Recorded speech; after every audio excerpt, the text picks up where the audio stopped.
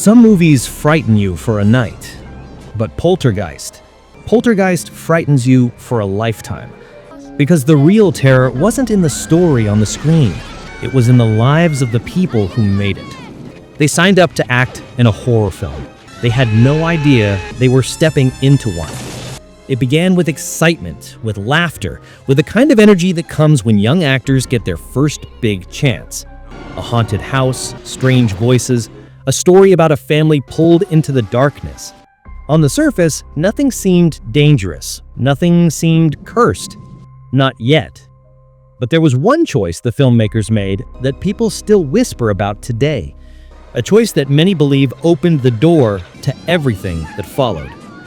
During the filming of the muddy pool scene, when Jo Beth Williams is dragged under the water, the skeletons floating around her weren't plastic props. They were real human skeletons. No one told her until filming was over. No one told anyone. Why? Because real skeletons were cheaper than making fake ones. The moment the cast learned the truth, something shifted.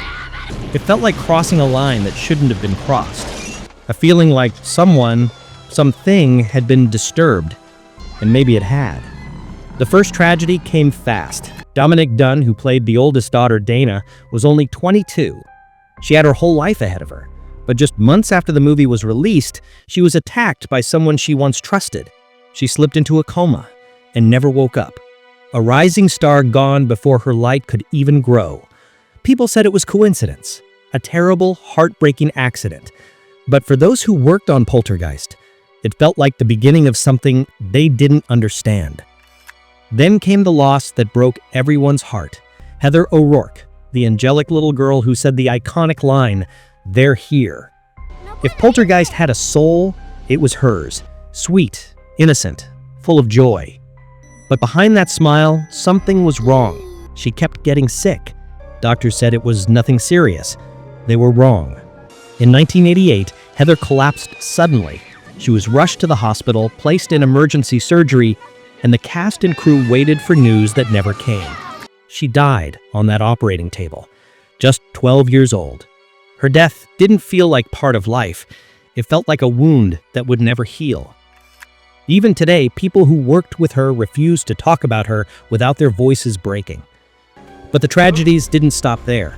Julian Beck, the ghostly preacher from Poltergeist 2, died soon after filming.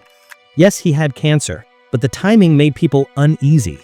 Will Sampson, the Native American actor who sensed something dark on set, performed a real cleansing ritual because he believed something wasn't right. The crew said the air felt lighter afterward, but Sampson passed away not long after. And all the while, strange things kept happening on set.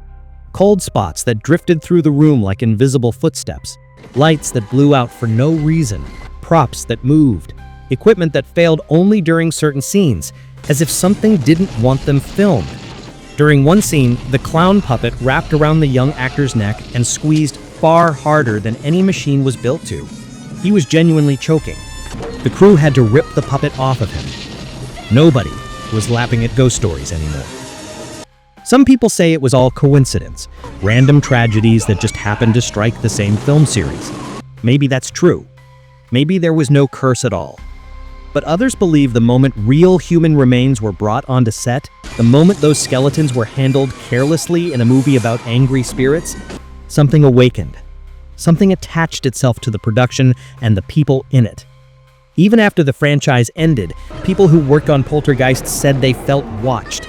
They heard things. They dreamed things they couldn't explain. They swore the movie had taken something from them, something invisible but heavy, something that never really let go. Today, Poltergeist is remembered as one of the greatest horror films ever made. But when people talk about it, they don't just talk about the movie. They talk about the curse, the lives cut short, the shadows that followed the cast long after filming, the strange feeling that something was wrong from the very beginning. Maybe the curse was real. Maybe it wasn't. But one truth remains. The real horror of Poltergeist wasn't the story told in the film. It was the story that unfolded in real life.